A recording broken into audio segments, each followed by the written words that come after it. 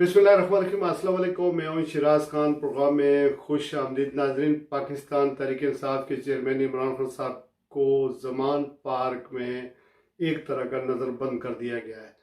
Police बज़ाहिर ये कह रही है कि यहाँ दहशतगर्द है, उनको उन्होंने गिरफ्तार करना है, लेकिन दहशतगर्द तो वहाँ है नहीं, चूँकि आलमी ज़राए इबलाग जितना भी मीडिया था या हमारा पाकिस्तान का मीडिया था उसको बुलाकर इमरान खान साहब ने वो घर के सारे दरवाजे खोल दिए और सबको बता दिया कि देख ले कि यहाँ पर कोई दहशतगर्द नहीं छुपा हुआ, किसी ने पनाह नहीं ली हुई। लेकिन इसके बावजूद पुलिस अपना मुआसरा 3 दिन तक वहाँ पर जारी रखेगी। गैर औरनिया तौर पर जो नज़रबंदी है वो कर दी गई है। इसके मकासद क्या है? इसके मकासद ये है कि उनका आवाम से रब्ता ख़त्म किया जाए, वो आवाम से कभी ये अपील ना कर दें कि बाहर निकले, एहतजाज करें और अवामी समुंदर कहीं सड़कों पर ना आ जाए। तीसरी तरफ ये हो रहा है कि गिरफ्तारियाँ की जा रही हैं, दबाव बढ़ाया जा रहा है और गिरफ्तारियाँ इस तरह हो रही हैं कि जैसे साबिक सोवियत यूनियन जो आज का रशिया है, ये जब सोवियत यूनियन वो सोशलिस्ट कम्युनिस्ट कंट्री थी, उस वक्त ये होता था कि हाँ ये एक पुलिस स्टेट होती थी, यानी KGB इसको रन करती थी। वहाँ ये होता था आज़ादी हज़ार राय तो थी नहीं और हुकूमत के लिए अपने नेबर की आप स्पाई करते थे, बाप बेटे की स्पाई करता था, जासूसी करता था, बेटा बाप की जासूसी करता था, भाई भाई की जासूसी करता था। इसी तरह गिरफ्तारियाँ जो पंजाब के अंदर इस वक्त अमल में लाई जा रही हैं वो ये हो रही हैं कि जो मुस्लिम लीग नून के वर्कर हैं, सियासी डिफरेंस की वजह से वो पुलिस को ये बता रहे हैं कि ये मेरे नेबर में जो पड़ोसी है वो PTI का है, ये PTI का वर्कर है, ये PTI का सपोर्टर है, यानी ये एक्टिव रहता है, नारे लगाता है इमरान खान साहब का और PTI के झंडे लहराता है।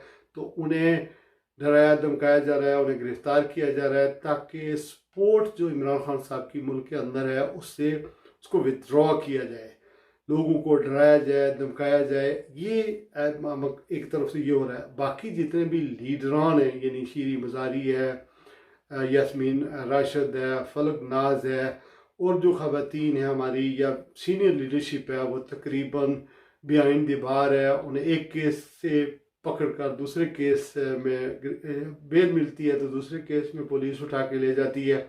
दहशत गर्दी के मुकदमे, न जाने किस चीज़ के मुकदमे। तो वो एक तरह का कोशिश ये की जा रही है कि कहीं जो 9 मई के वाक़यात हुए हैं उसकी आड़ में ज़्यादा से ज़्यादा जो एडवांटेज मिल रहा है PDM की हुकूमत को और आवाम के सेंटीमेंट को जो है वो जो अगेंस्ट किया जाए, एक फजा बनाई जाए कि PTI एक दहशतगर्द जमात है, इसका लीडर दहशतगर्द है और इस तरह के मामलात किए जा रहे हैं। जबकि आवाम की हमदर्दियाँ डे बाई डे उनके इमरान खान साहब के साथ हो रही हैं और लोगों में गम गुस्सा पाया जाता है। ये कई तरह के जैसे उलमाए कराम हैं हमारे जो किराए पर मिल जाते हैं, कई तरह की तंजीमें हैं, कई तरह के ये जो प्रेशर ग्रुप्स होते हैं वो मुतहर्रिक कर दिए गए हैं, लोगों को बेवकूफ़ बना रहे हैं।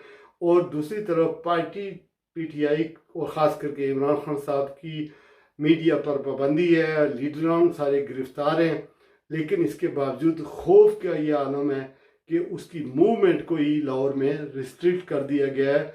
इमरान खान दुनिया के बैरूनी मुल्कों के मीडिया हाउसेस को जो भी उसको मौका मिलता है या फेसबुक पर जो भी मौका मिलता है, ये ट्वीट के ज़रिए अब तक तो वो अपने आप को एक्सप्लेन करने की कोशिश कर रहा है।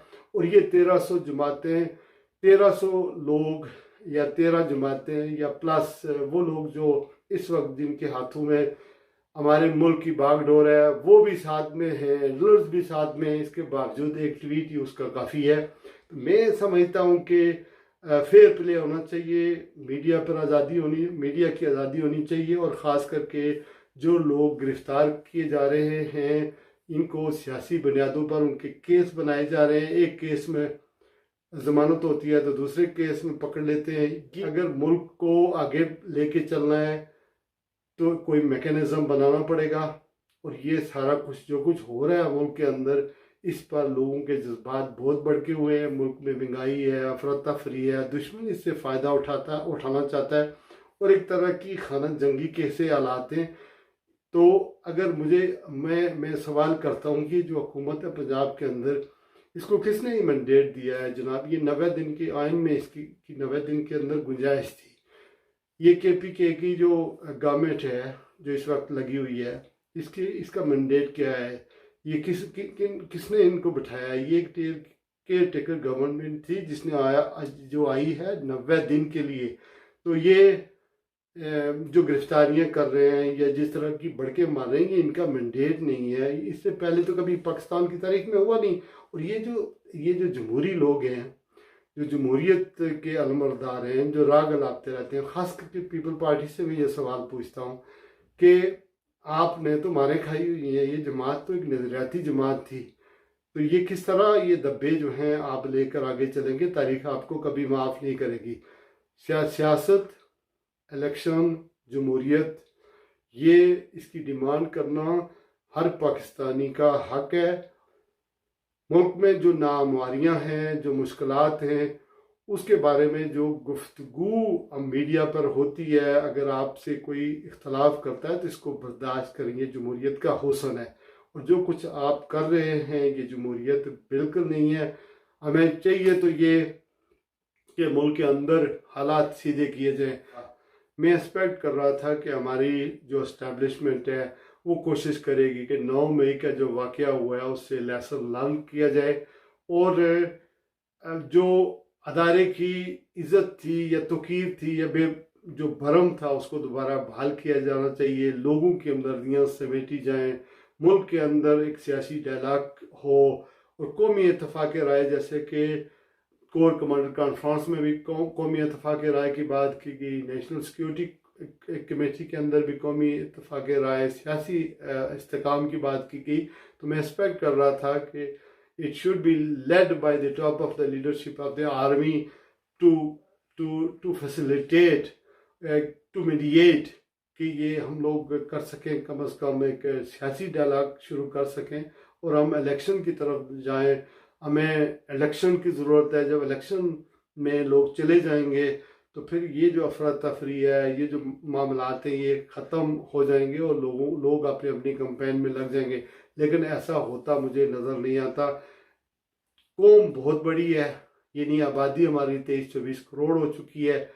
یہ کوئی ایک جگہ جس طرح ایم کیو ایم تھی، کراچی کی جماعت تھی، یا ٹی ٹی پی تھی تو وہ خیبر پختونخوا یا وہ افغانستان سے چیزیں آ رہی تھی، وہ دہشت گردی ہو رہی تھی، اس کو آپ نے ختم کیا کر سکتے تھے. لیکن اینڈ آف دی ڈے آپ نے پھر ان کے ساتھ بھی ڈائلاگ تو شروع کیے تھے اور کراچی ایم کیو ایم ختم نہیں ہو سکی. اسی طرح ٹی ٹی پی والوں سے بھی آپ مذاکرات کرتے ہیں، وہ دہشت گردی کرتے ہیں. پاکستان کے اندر ڈائلاگ شروع ہو گئے تھے. تو اس باتیں جا کر دیکھیں، جہاں جنگ ہوتی ہے وہاں امن کے لیے مذاکرات کرنے پڑتے ہیں. امریکہ نے 20 سال تک طالبان کو مارنے کی کوشش کی، طالبان کی حکومت کو ختم کر دیا، ان کا نام و نشان مٹا دیا، توڑا بوڑا بنا دیا. لیکن 20 سال کے بعد جب امریکہ واپس چلا گیا تو the day the America packed up from the Afghanistan, Taliban were back in Kabul. They were back in Afghanistan. وہ جو 3 لاکھ کی آرمی تھی افغانستان کی، وہ ایک دم ختم ہو گئی. تو اپنی قوم کو اپنے لوگوں کو سپیس دینا چاہیے، بریتھ دینی چاہیے. اور یہ جمہوریت جو ہے اس کو چلتے رہنا چاہیے. آج آپ کے ہاتھ میں چھڑی ہے، آپ کے ہاتھ میں جو ہے وہ بٹن ہے، آپ دبا سکتے ہیں، آپ کے پاس کرسی ہے. لیکن وقت بڑا ظالم ہے، یہ رکتا نہیں، یہ چلتا رہتا ہے.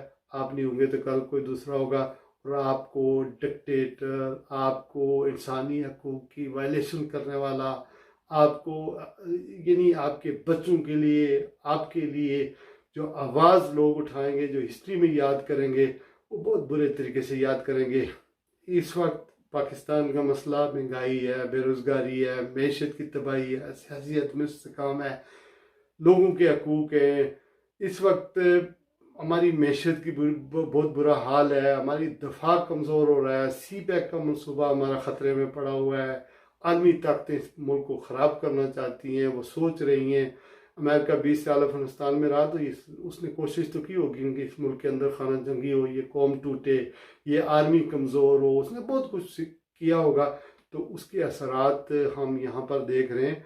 मैं आज पूरी सनत से कहता हूँ कि democracy is the best revenge. Democracy को चलने दें, और ये जो कंट्रोल डेमोक्रेसी है ये नहीं चल सकती। और अगर आपका इस वक्त जो लोग बाहर की दुनिया में एहतजाज कर रहे हैं, वो क्यों एहतजाज कर रहे हैं? वो आर्मी के को कह रहे हैं, क्योंकि इन लोगों से जो हुक्मरान है हमारे, जो आजकल बैठे हुए हैं, ये तो अवाम के नुमाइंदे ही नहीं है उस तरह जिस तरह होना चाहिए। चूँकि हमारी पार्लियामेंट नामुकम्मल है, अधूरी है, वहाँ बंदे ही नहीं है जो होना चाहिए। और फिर इन लोगों से तो नहीं कह रहे हैं, ये आर्मी चीफ से ये लोग कह रहे हैं, ये आर्मी का नाम ले रहे हैं कि उनके पास ताकत है और वो कर सकते हैं।